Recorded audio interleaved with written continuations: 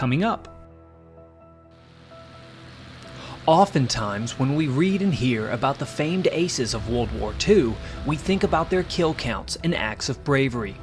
But one thing that often goes unnoticed in the study of air combat in the 1940s is the high level of risk that these men took on each time they left the ground in their aircraft.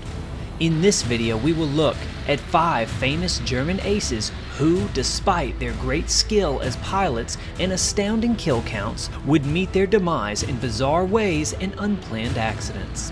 Welcome back to Countdowns by TJ3 History.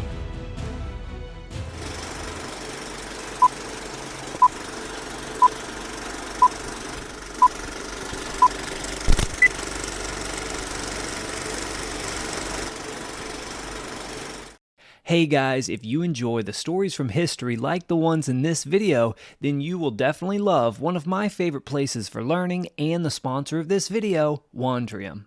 Wandrium is where you find the answer for everything you've ever wondered about. Their carefully curated collection of short and long-form videos, tutorials, documentaries, and more is thoroughly researched, entertaining, and presented by engaging experts. In a nutshell, Wandrium is the place for minds that wander, so it is the place for you. Recently, I have been watching their series Unsung Heroes of World War II and specifically learning about Tommy Hitchcock, the famous American polo player who actually played a major role in the development of the P-51 Mustang. If you've ever wondered about anything, Wandrium will be your new favorite place, and right now they're giving TJ3 History viewers a great offer for a free trial. So, support TJ3 History and go subscribe to Wandrium today. Seriously, your brain is going to love this place. Use the link in the description below or go to wandrium.com/TJ3 History to start your free trial. Without further ado, enjoy. In this countdown of German aces, we will be ordering these 5 pilots based on their total kill counts. If you know a German ace who should be included in my next video, feel free to comment below, as I will be doing plenty more videos in this series. So, to start off this video today, we will take a look at Franz Barten.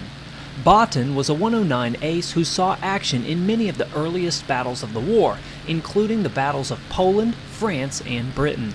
Since he was in his early 30s for most of the war, this made him one of the older pilots in the Luftwaffe, but he was able to use this wisdom to survive some of the most intense fighting on the Western Front, racking up an impressive 55 total kills in his Messerschmitt fighter.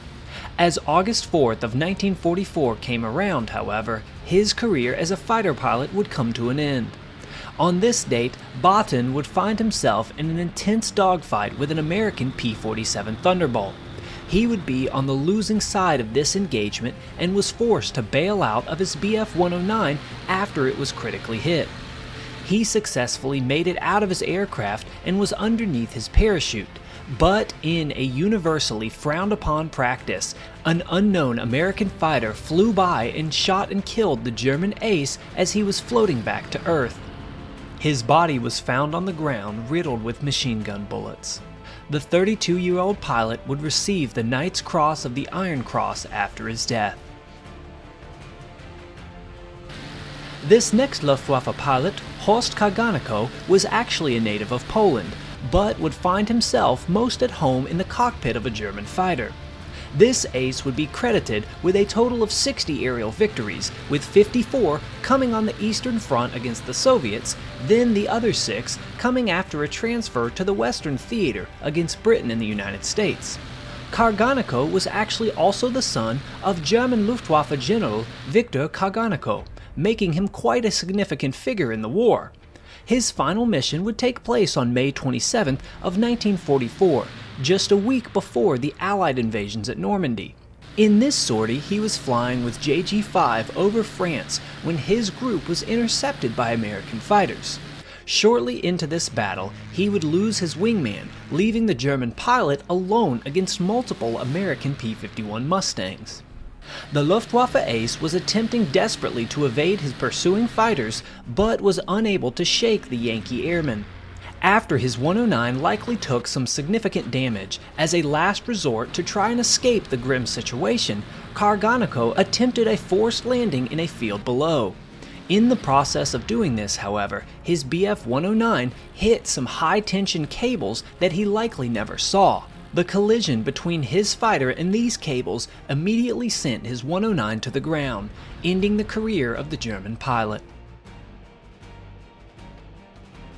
In the number 3 spot for this video, we go to the tragic story of Gerhard Koppen.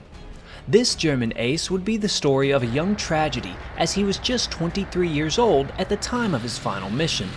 In the years before, Koppen was credited with downing a total of 85 enemy aircraft in just 380 combat missions. These took place primarily in Operation Barbarossa and other conflicts on the Eastern Front of the war. He had been on a tear in early 1942, downing a large number of Soviet aircraft in the winter and spring as his kill tally climbed upwards. On May 5th, however, he set out with his fellow wingmen of JG-52 in a sortie over the Sea of Azov.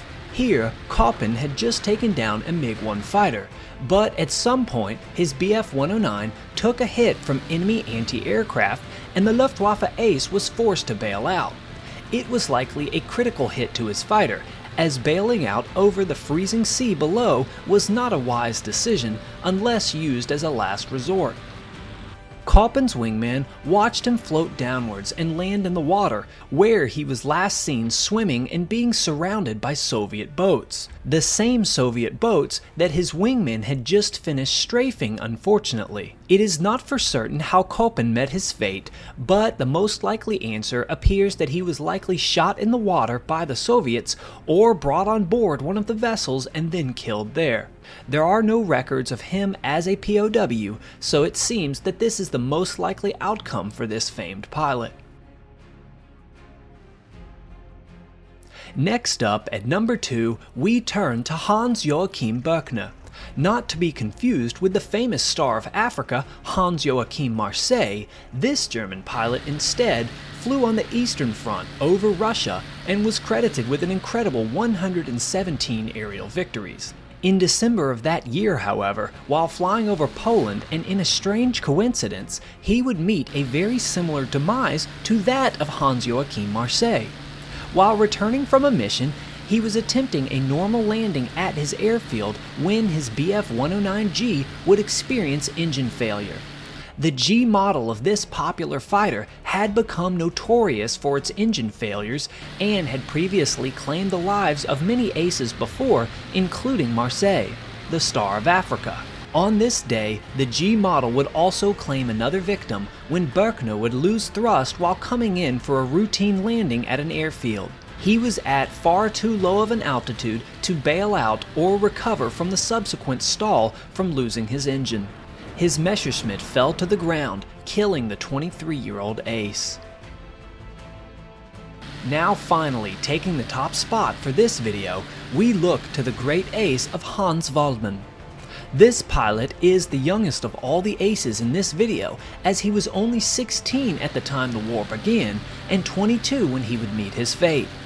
But this young age did not stop him from posting one of the most incredible combat records of the war by taking down 134 enemy planes in just 527 missions. This ace was also a member of JG-52 and saw the majority of his success in the East, but was then transferred to the newly operational Me-262 jet fighter on the Western Front. Unfortunately for Waldmann, he was likely a victim of the desperate rush of the German commanders to try and save the war effort with the 262, as they hurriedly attempted to get their jet fighters into the skies and protect the Rhineland. This would happen on March 18th of 1945, when the weather was not ideal for the new jet fighters. There was a thick cloud cover, which meant that instrument-only and low-level flying would be required, which was far from recommended conditions for this new aircraft.